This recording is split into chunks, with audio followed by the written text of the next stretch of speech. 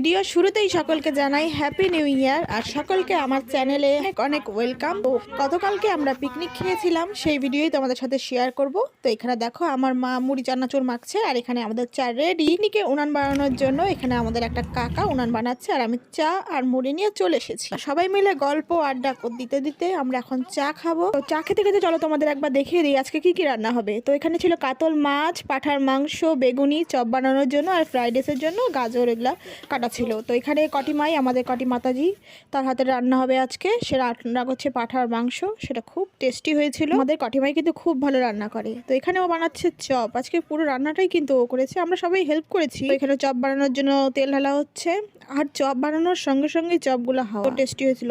তারপরে পালং পাতা তুলে নিয়ে এসে সেই পালং পাতার চপ বানানো হয়েছে। বেগুনি তো প্রথমেই রাখতে রাখতেই শেষ, যতবার রাখছে ততবারই শেষ। আর এখানে আমার একটা ভিডিও করে নিচ্ছিলাম স্মৃতি হিসাবে।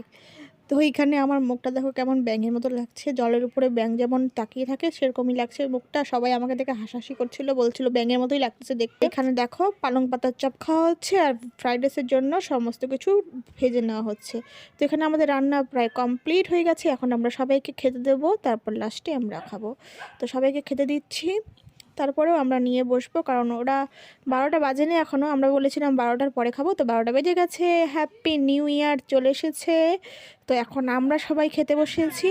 তো তোমাদের নতুন বছরটা অনেক অনেক ভালো কাটুক, আশা করি আমারও অনেক ভালো কাটবে।